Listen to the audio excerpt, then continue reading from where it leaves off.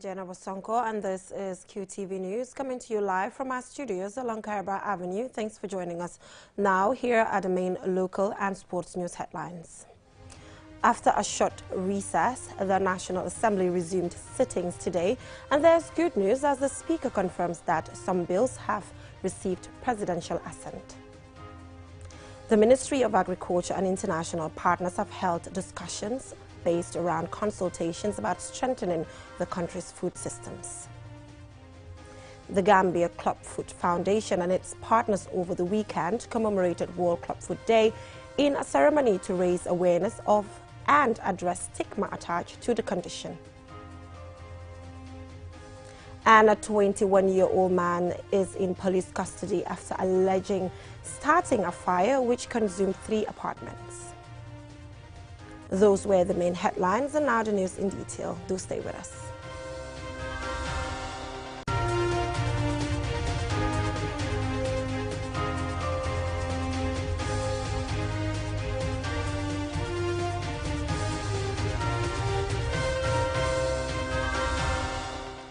Thank you for joining us. Following a recess, the National Assembly of the Gambia resumed sittings on Monday for the second ordinary session in the 2021 legislative year. Aliou Cisse has the rest of that. Members are back to the Parliament's chamber to carry out their parliamentary functions as lawmakers. At the start of the session, which is scheduled to last from 14 June to 6 July 2021, Mariam Jack Denton, Speaker of the Parliament, applauded the deputies, the clerk and National Assembly staff for their commitment to national duty. She preaches togetherness for the good of the people they represent and reveals the President has assented to some of the bills passed. I wish to report that the following bills, having been passed by the National Assembly during the first ordinary session in the 2021 legislative year, have been assented to by His Excellency, the President of the Republic, on the 23rd of April 2021 as follows. 1. The Women's Amendment Bill 2021, the Civil Marriages Amendment Bill 2021, the Christian Marriages Amendment Bill 2021, and the Married Women's Property Amendment Bill 2021, together with the Matrimonial Causes Amendment Bill 2021. The Speaker's remark and a review of the records of the last sitting of the first ordinary session were followed by the laying of the report of the Standing Committee of Human Rights and Constitutional Matters on the Persons with Disabilities Bill 2020, which is before lawmakers for enactment. The bill was tabled in June last year. Having gone through the first and second readings, the bill was referred to the Standing Committee on Human Rights and Constitutional Matters, chaired by Speaker Mariam Jack Denton, for comprehensive scrutiny involving stakeholders' engagement and report back to the plenary. If enacted and implemented, the bill makes provision for the health care, social support, accessibility, rehabilitation, education, and vocational training, communication, employment, and work protection, and promotion of basic rights for persons with disabilities and for connected matters. Suwaibu Ture, the Vice Chairman of the Standing Committee, shared with colleagues the committee's findings, observations, and proposals. It was further observed, that there are many sections in the bill which made reference to schedules. However, those schedules are not attached to the bill, or were not attached to the bill. It is therefore recommended that the aforementioned schedule or schedules be attached. Members including Sekuba Jaji of Busumbala, Bile Tunkara of Kantora, Fode Drame of Tumana, Seni Ture of Jara East, nominated. This disability bill has been a long overdue. Yes, the bill is long overdue. We need the bill, for this vulnerable section of the family of the society. But also, we want the due process to be done not in rush. One issue that I would want the committee ultimately to look again, but maybe I would make observation at the consideration stage, is the issue of affirmative action. The committee's report was subsequently adopted, and the bill is now set for the consideration stage at a later date. During this second ordinary session, the Parliament is expected to consider for enactment and adoption of other important bills and reports. Ministers will also be summoned to appear to respond to questions on matters relating to their ministries. Sitting continues on Tuesday. Reporting for QTV News, I am Aliou Cisse. In response to the UN Secretary General's call for member states to carry out Food Systems Summit dialogue, the Ministry of Agriculture, in partnership with FAO and the EU, on Monday held a day-long consultation with various stakeholders within the Kanifing municipality. And Sumana Esonyasi was there and he fastened this report. The aim of these regional stakeholder consultations is to generate new ideas and solutions, as well as foster partnerships to better address loopholes within the national food systems, with a view to identifying priorities for action, especially within the context of current national realities, including the COVID-19 situation. Among those in attendance are farmers and stakeholders, including those from food processing establishments. Musa M. Huma is the Deputy Permanent Secretary at the Ministry of Agriculture, and he explains the importance of this region. This business, what I would encourage everybody to come with every opinion they have that would better our food system. Falai Balde, one of two consultants guiding these consultations, says such summits are important as they provide local farmers an opportunity to make commitments on how to contribute to the sustainability of Gambian food systems, adding that their findings have so far revealed that a lot more work needs to be done to install secured food systems. At the regional level, we've looked at the 4 dimensions, but the key issue that's coming out glaringly is the climate change as a key driver, to be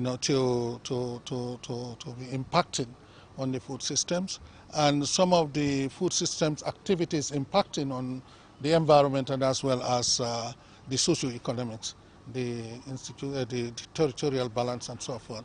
Mamadi Sise, also a consultant, explains some of the constraints already identified by stakeholders. The food system has a number of dimensions. There are 4 dimensions of the food systems assessment, and these are the food and nutrition security dimension. You have the socio-economy.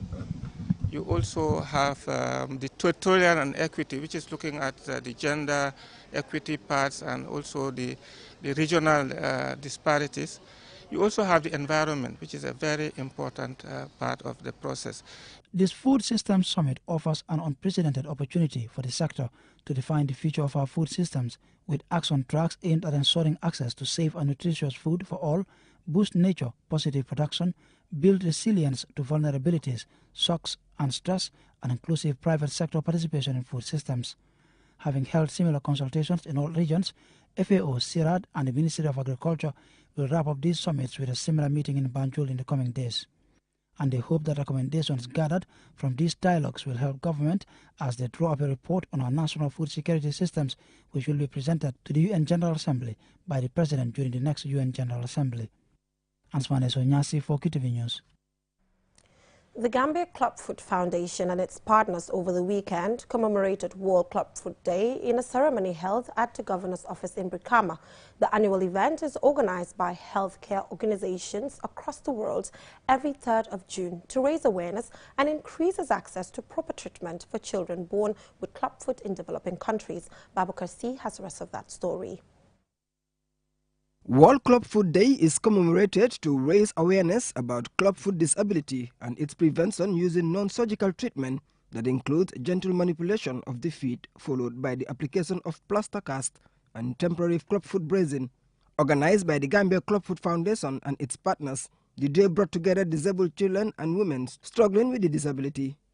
In welcoming the gathering, the Deputy Governor of West Coast Region, Musa Suso, said they are happy to be associated with the day. Every year, about 200,000 babies are born globally with clubfoot, and 80% of these hail from developing countries like the Gambia. Needless to say, Mr. Chairman, this undesirable health condition, if not treated on time, may consequently make access to education difficult for the victims. The Clubfoot Country Coordinator, Dr. Ibu Kamara, said without the help of his team of doctors, many young children would have been disabled. If without this dedicated team from Kanifing General Hospital, Edward Francis Small Teaching Hospital, and the support of the administration of these 2 hospitals, these children would have been disabled for life. The laws of this country, clubfoot is not being budgeted as part of public health problem. We realize that it's not being budgeted. It is recognized at the ministry level. It is a disability. Now that we have the treatment for it, We want the National Assembly to help us change the laws, include it as part of public health problem, budget from the national budget, include it in the budget, and we work with the Minister of Health to be able to promote and train our own people, use the resources, national resources, and able to get the equipment that we need to do the treatment in our own country. Dr. Keba Marena of the Edward Francis Small Teaching Hospital, a lead doctor in the treatment of clubfoot, gave statistics of clubfoot in the country and the stigma attached to those suffering from it. Almost 1 in 800 children is estimated are born with this disability. If you look at the birth rate in Gambia currently, that is equivalent to almost 100 children per year likely who are born with clubfoot. That is a lot of children who can be helped with what is a very simple procedure. As I mentioned, it's one of the leading causes of disability worldwide, but especially in low to middle income countries like ours. There's a lot of social stigma that is attached to it. A lot of talk about whether it's witchcraft or other social stigma that comes with it. Often a child will be born and maybe they'll even try to hide the child, rather than face up to the fact that they can bring this child for a facility and the child can get proper treatment. Dr. Marena added that the treatment of clubfoot is expensive but worth it, as treating the children suffering from it at an early age is better than leaving them disabled for the rest of their lives. It's not a free treatment. We go through several casting procedures, braces, the resources from the staff involved, the support staff, all that factored in. One of our partners, Miracle Feet, estimates that for each child that we treat, about the equivalent of about $24,000 per child. The foundation has also announced the treatment of clubfoot patients at the Brikama Health Center and are working with the Ministry of Health and other stakeholders to include clubfoot treatment as part of the courses at the School of Nursing. Babu Karsi, QTV News. Thumbs up to the Clubfoot Foundation. We will now take a short commercial break. Still to come, we have more local news and sports news as well. Do stay tuned.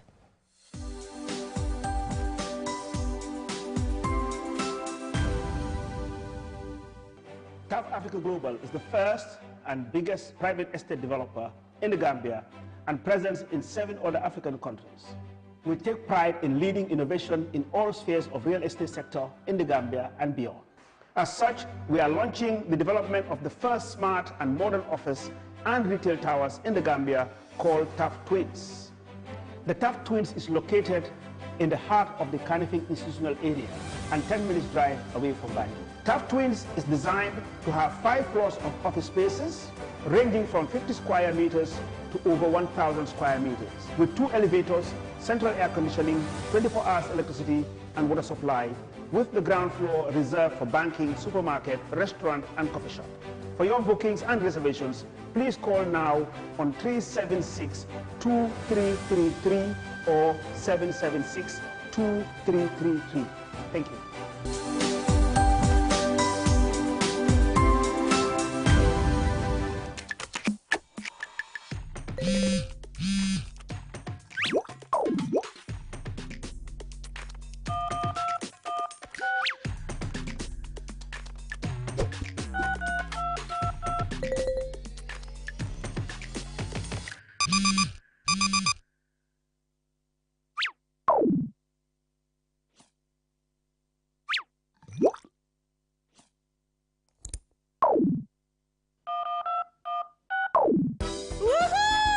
Daddy, thank you so much. You made my day. It's a total package from Standard Chartered Bank. Top up wherever, whenever. Simply dial *1247# and follow the prompts to top up airtime, pay bills, transfer money, check balance, and check statements. Speak to us today on +220 420 2275 or email us at gambia.contactus@sc.com. One bank, available 24/7. Standard Chartered, the bank you can trust.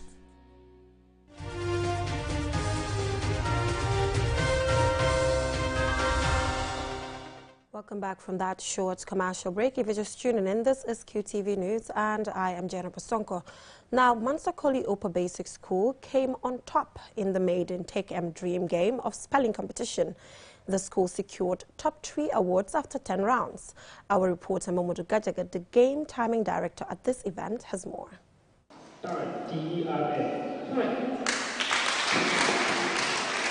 Not everyone is good at spelling, even the most common words used in both written and spoken English.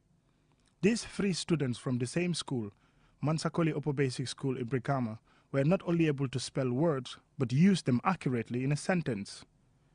Ibrahim Asedi is the most outstanding student in this competition, and he scooped the $25,000 Winners Award. At one point, it appeared to be neck and neck between the eventual second-place contestant, Linda Ken Juve, and the winner, Ibrahim Asedi.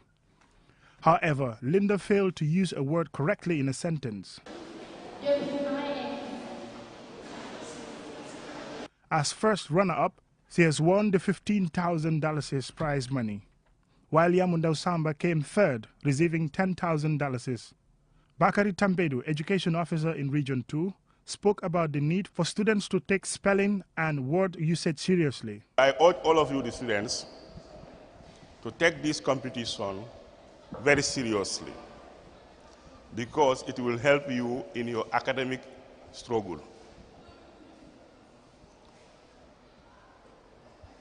If you are good at this competition here, what it goes to show is your skills in spelling is improved, your skills in forming words is improved, your skills in logic.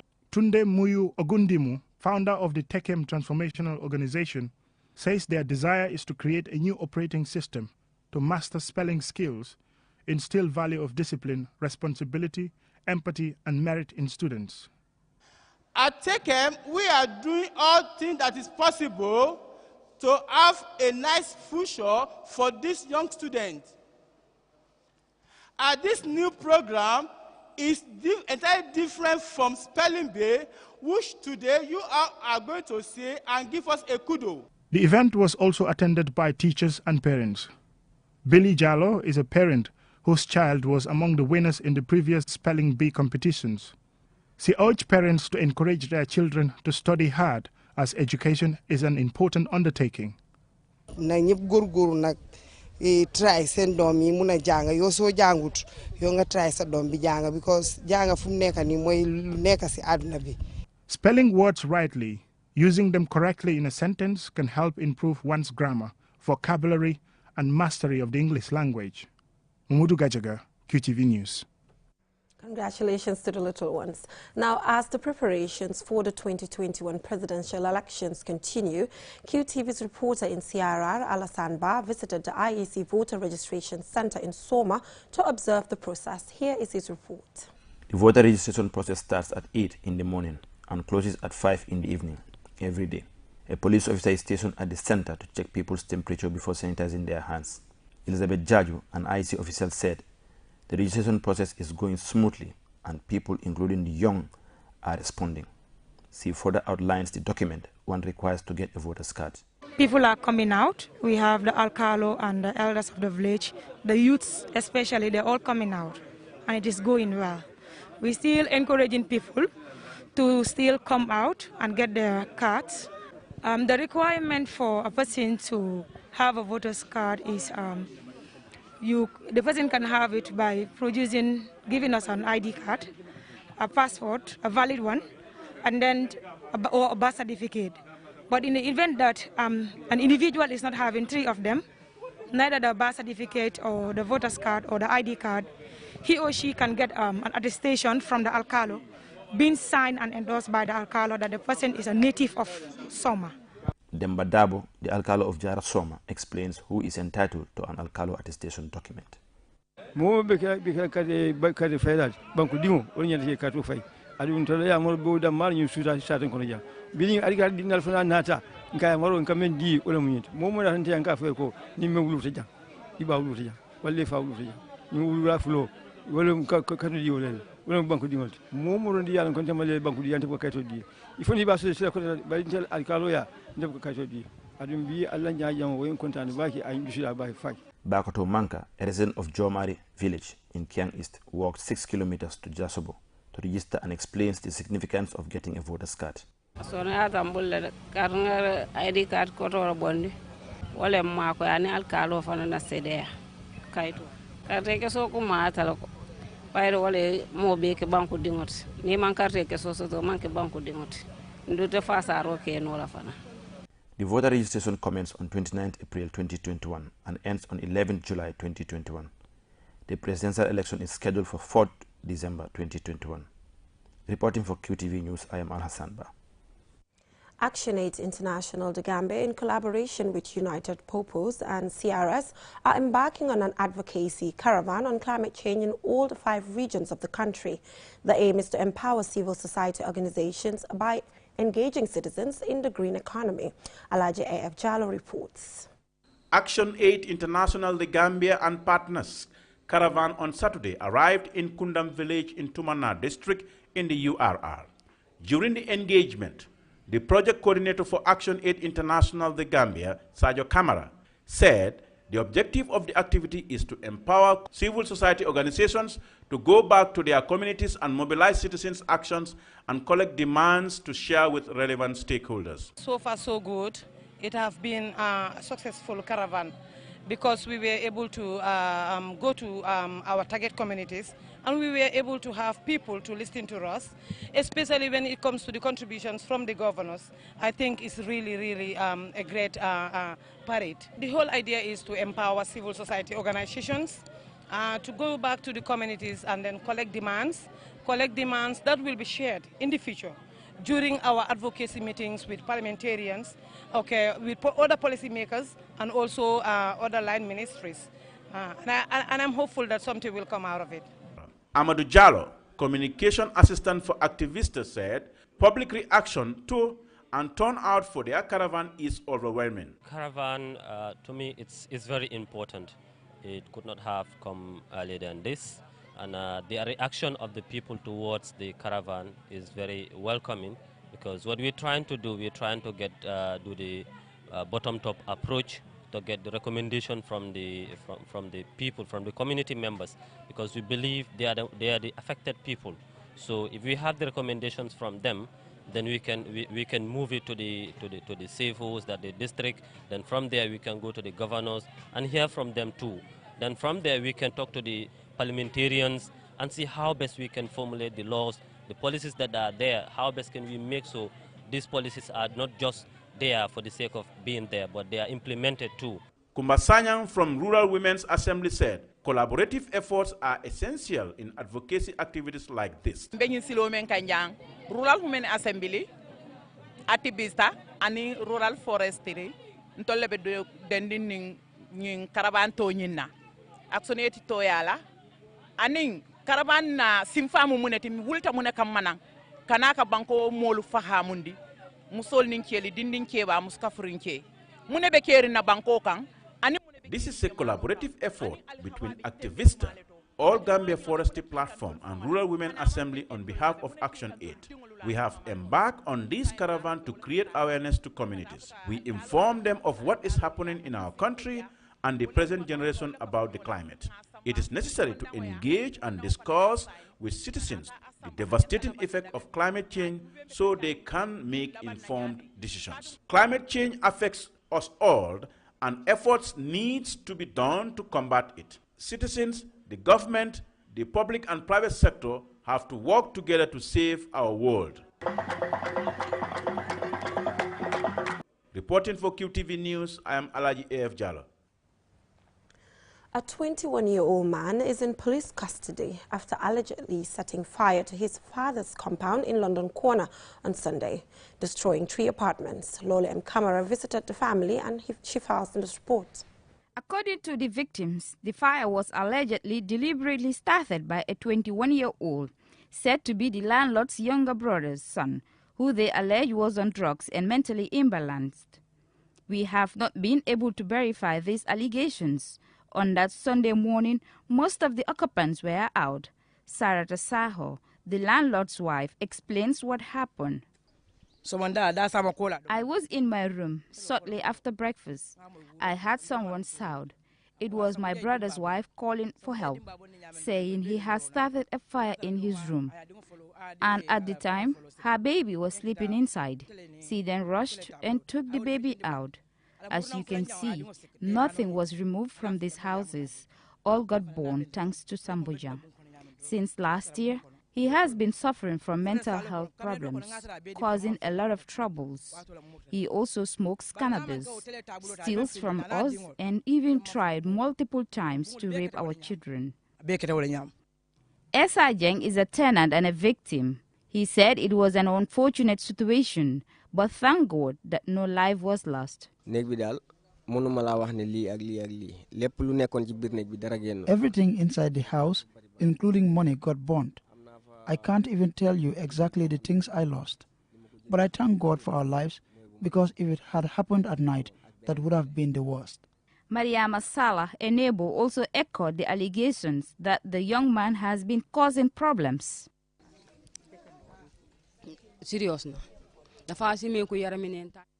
His attempts were serious ones, because he would always be naked trying to abuse people. He even tried to abuse me, but I was furious and showed him that I'm not the type he could mess with. I even threatened to kill him if he does not put a stop to it. In appearing to confirm the allegations, Alaji Keba Jaite, the landlord, has this to say.